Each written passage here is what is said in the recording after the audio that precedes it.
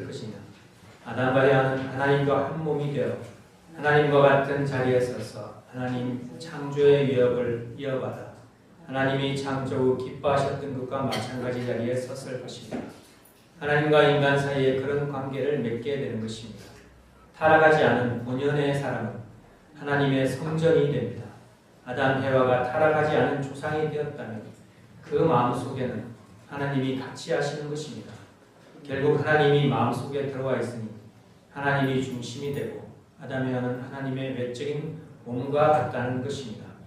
예수님도 나는 아버지 안에 있고 아버지는 내 안에 있다라고 했습니다. 한 몸이라는 것입니다. 그와 마찬가지입니다. 예수님은 타락하지 않은 분입니다. 아담과 해와가 성숙해서 성혼식을 했으면 그들은 하나님을 중심 삼고 직접적인 사랑권 내에서 하나 되는 것입니다. 여기에 중심은 하나님입니다. 그렇게 되었다면 인간은 실체를 쓴 하나님의 몸이 됩니다. 아주 전성경 376쪽의 말씀입니다. 네, 오늘은 완성시대의 성전이라는 제목으로 은혜의 나누는 시간을 갖고자 합니다. 네, 내일이면 천왕궁 천일성전 입궁식 1주년이 되는 날입니다. 마침 우리 김주환 장로님께서 이렇게 1주년 축하 꽃바구니도 후원해 주셨네요. 감사드립니다. 천왕궁 천일성전 봉원 및 입궁은 하늘 승리의 완성이요 인류 역사의 완성이라고 하시며 하늘 부모님께서 참 어머님을 통해 지상에서 직접 치리하시는 시대가 열린다고 말씀해 주셨습니다. 하지만 그 이후에 상상하지 못했던 고난이 덮쳐서 참 부모님 제자시의 가장 큰 어려움이 지속되고 있는 현실입니다. 이러한 현실 속에서 천왕궁 천일성리는 우리에게 어떤 의미가 있는 것인지 다시 한번 깊이 생각해보고 깨달아보는 시간을 갖도록 하겠습니다. 그래서 오늘 식구인들과 완성시대의 성전인 천왕궁 천일성전이 가지는 이 시대의 의미가 무엇이고 또 역대 성전과 어떠한 차이점이 있는지 알아보도록 하겠습니다. 인류 역사 가운데 신을 모시기 위한 신전은 많이 있었습니다. 대표적으로 이게 어딘지 아십니까? 이집트인데 이집트 가보신 분 계세요 혹시? 저도 아직 못 가봤는데 이집트하면 피라미드가 대표적인데 피라미드만 있는 게 아니고 신전이 많이 있다고 합니다. 신전이 이렇게 여러 가지 신전 여기에 이후 외에도 여러 가지 더 있는데요. 이집트는 뭐 위에서부터 이렇게 카르나크 신전, 아부 신별 신전, 에드푸 신전, 룩소르 신전에서 신전이 여러 가지 거대한 그 신전이 여러 가지 신전이 많이 있다고 합니다. 그리고 유명한 그리스 아테네의 아크로폴리스 언덕에 가면 2500년 전에 건설된 파르테논 신전이 있습니다. 유명하죠. 그리고 이탈리아 로마에 가면 로마 시대에 건설한 판테온이라는 신전이 있습니다. 여기도 뭐 성전이 아니고 만 신전이라고 해서 여러 가지 신을 모신 그런 신전입니다. 그리고 가까이 있는 일본에 가면 수많은 신사들이 있죠. 신사.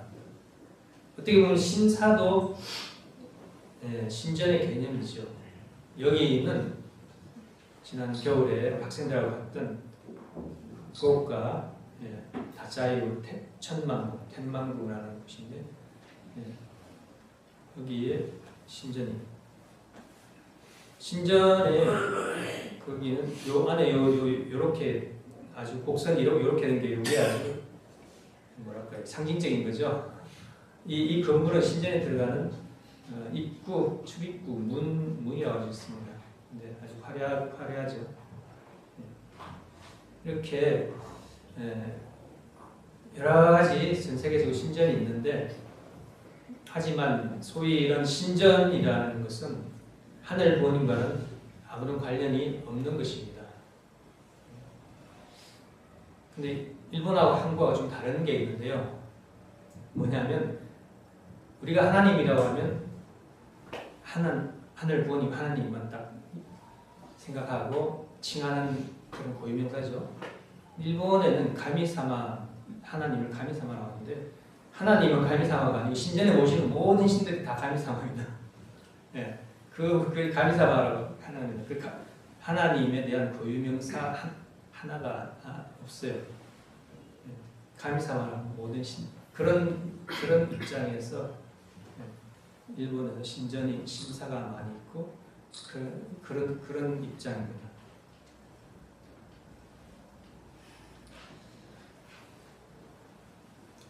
그러다가 모세 때 이르러가지고 하늘 부모님께서 성막을 지으라고 하셔서 천막으로 성전을 대신한 것을 지었습니다.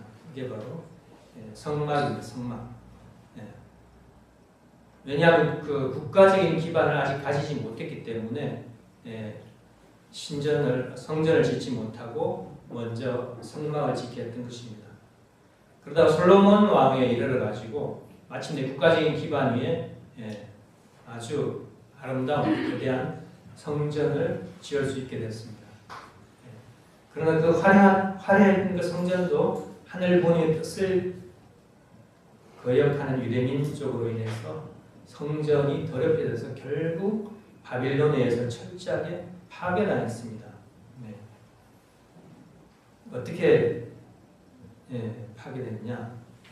우상 숭배와 불순종했습니다. 솔로몬 후기에 이방 여인들과 정략 결혼을 하면서 그 여인들이 가져온 바알신, 아세라신 그런 우상들을 용납하고 하나님 외에 다른 신을 섬겨서 신앙의 순결성을 잃게 되고 그 다음에 이스라엘 백성들이 하나님의 계명을 저버리고 정의와 공의를 행하지 않고 영적 타락과 도덕적 부패가 아주 극에 달했습니다. 그리고 외형적으로는 성전을 유지했지만 마음이 떠난 형식적인 예배와 성전의 더럽혀짐이 파괴의 원인이 되었습니다. 그래서 이러한 영적, 내부적 분열과 타락의 결과로 하나님의 도구로 사용된 바빌론의 느부갓네살 왕에 의해서 예루살렘 성전이 철저하게 파괴되었습니다.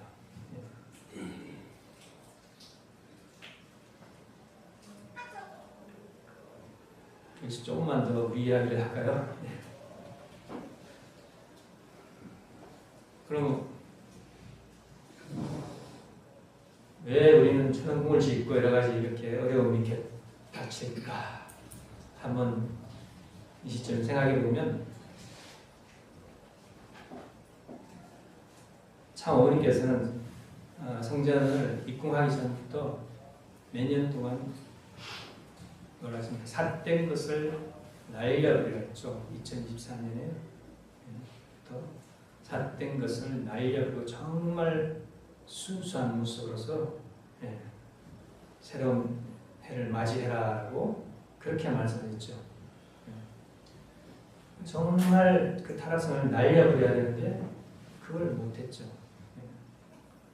예전에 참 부모님께서 축복을 해주실 때 어떤 축복을 해주십니까? 영계에 간 아주 정말 스탈린이나 독일의 히틀러라든지 그런 아주 인류의 아주 악마와 같은 아주 많은 사람을 죽게 한 그런 사람, 그런 지옥에 가는 그런 사람까지도 다 구원해 줬죠. 근데 그렇게 많은 하다 보니까 어떤 일이 났습니까?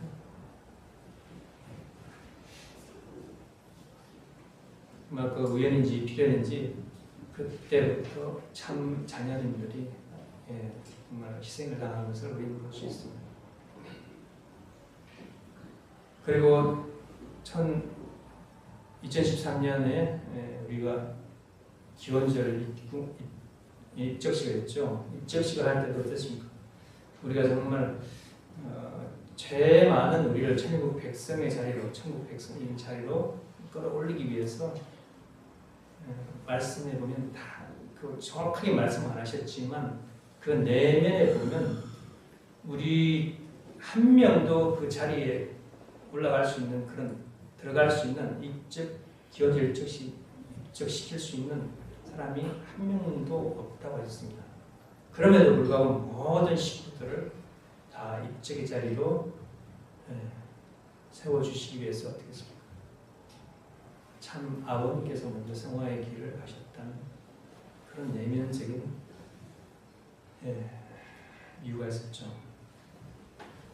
그런 걸 봤을 때 그런 또 이유가 있지 않나 뒤에서 좀 더 말씀드리겠습니다. 솔로몬 성전이 그리고 또 지금 어려움을 겪고 있는데 물론 우리 식구들의 그런 어려움도 있지만 우리가 그 솔로몬 성전이 무너진 이유 중에 하나가 이런 내용이 있습니다. 외형적으로 화려한 성전을 유지했으나 마음이 떠난 형식적인 예배와 성전의 더럽혀짐이